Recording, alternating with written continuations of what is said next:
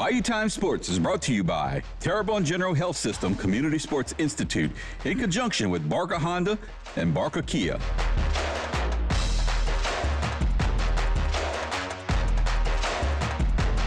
Hi, everybody. Welcome to Bayou Time Sports. Are you ready for some football? The Orleans Saints are in action this weekend. That's right, on Sunday.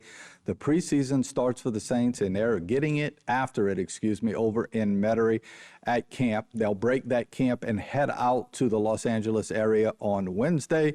But yesterday was a big day for them, and very hot out there, obviously, on airline. But Kellen Moore says that's going to help the team, and he talks a little bit about what we might see related to the quarterback situation and why he sets up his schedules the way he does. Here's Kellen Moore. I think one of the big objectives is to take the script component out of it and all the scripting and make you handle the situation each and every moment. It's all call it, so there's no prep work as far as players. They don't know what plays they're going to be in for. They got to be prepared for all of it. So that was a big part of it. The endurance. We went for 2.5 hours and 126 plays. So we're going to try and maximize as many reps as we could. And I think part of that was just the training of a game. Games are going to be 3 hours plus on Sundays, and at some point you got to get used to that a little bit. And so obviously this was kind of our big day going into this. We'll address kind of the next week as we go, and then we'll ramp up towards the Chargers. In general, it's a really good example of the length of a game. There's highs, there's lows. There's really good start. I thought the offense came out and played really well to start it. Defense responded really, really well. Defense did an excellent job in the 2 minutes at the end of the game. We snuck in some live live tackling towards the end with the threes, and so we got a ton of situations in. Yeah, for the most part, it's ones versus ones, twos versus twos, threes versus threes. There are a couple times where we want to go ones versus twos and twos versus ones, just to see how people respond. Put the two groups in situations where they're going against the first group, see how they respond. Does anyone kind of stand out in that certain situation? And so I thought it was good training for everyone. It's going to be tackle in a week, basically. And so, a little bit of exposure there just to get a feel for it. And that'll be a big part of what preseason football is the tackling component is obviously something you can't fully replicate in these scrimmages or in these practices throughout training camp. So, if we can steal a little bit of it with that group, we felt like it was an added bonus. I wanted for these guys to be successful. That's my whole goal. That should always be my goal when I'm calling these plays. We did throw it a lot more probably than we normally would in a game setting. Just put these guys through more reps and more opportunities. So certainly, if there's 126 plays, I don't know, there's probably I broke a record for passes, but that was part of it. We wanted to get these guys many different reps. I love call-it situations.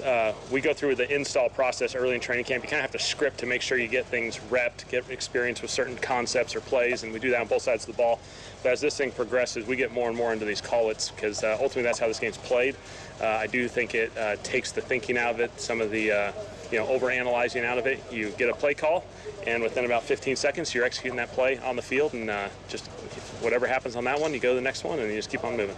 A little turnover there towards the end, but we get to learn from that. Like we said, there's going to be highs, there's going to be lows. Thought that first drive was excellent. I thought him and Spence both came out and just did a really, really good job. Just moved the ball really well, got us in position. We got to feel on a touchdown out of each of those, and so we just got to sustain it. Yeah, defense did an excellent job. I think that's a really cool teaching moment for us is no matter how the game starts, we certainly want to start fast, but it's how you respond, and you got to sustain things for 3+ hours on Sundays. And so our guys got some training of that. I thought our defense responded really well. You can see the leadership pop up. You can see the vets who kind of rally the group. This is players run this thing. That's just how it operates. And when they push the tempo and they get this thing going, special things can happen. Yeah, again, Kool-Aid is starting to become a little bit of a broken record. He's doing a phenomenal job. And this is what we expect out of him. This is what we look forward to with second year, big leap. He's just doing a really good job, taking great command. He's got great vision. He has ability to pattern match and take chances, but he can recover, when he gets aggressive. And I think that's the beauty of how he's playing right now. Your goal is really just get the offense, defense. They usually know what plays they're going into, what the defense is or the offense is, vice versa. They don't, and so, but they know only sometimes, at times it's like you can focus on those 4 plays that I got in that team period versus, okay, it's really a 16-play period, but I'm only focused on 4. These guys got to be ready to roll for anything. That's the beauty of all this call it, and that's why we want to put so much emphasis in it moving forward is really it's training us as well, training us how to handle situations and circumstances that come up in games. Scripting, every play for practices is fun, and it allows us to have a teaching progression, but ultimately we got to get ready to play games. And so, for me, this has been great. It's been great for me. You're going to make, a handful of calls. Certainly when you do 126, you're going to have a bunch of them that you're like, should have done this, should have done that. But it creates some rhythm for you. Kellen Moore talking about the New Orleans Saints. That was on Sunday after the practices. Remember, the Saints go 2 days, take a day off, 2 days, take a day off. They are off today being Monday, but they're going to be back at it tomorrow on Airline. So if you want to see the Saints in action before they get into the preseason, which is Sunday, tomorrow's your last opportunity because they'll be going out of town on Wednesday. Remember, if you are interested in going seeing the Saints, you have to get a ticket. Doesn't cost anything. They just need to know how many people who are going to actually show up there at their facility because they have limited seating. So you would go to just type in New Orleans Saints practice tickets on your favorite search engine, and it'll get you there. And you actually could put in for a ticket there. And, of course, a lot of it depends on the weather. They fly out again on Wednesday. They go to California where they'll be practicing at the University of Cal Irvine. And they did that before, and they enjoy it. I'm sure the weather is a little bit less humid than it is around here. And then on Sunday at 3:05 our time, they will be taking on the Los Angeles Chargers. The Chargers already have a game under their belt, and they were quite successful in the preseason Hall of Fame game against Detroit, if you happen to see that last week.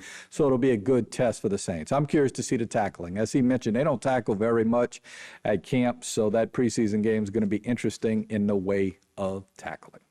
Got to take a break. We'll be back right after this timeout.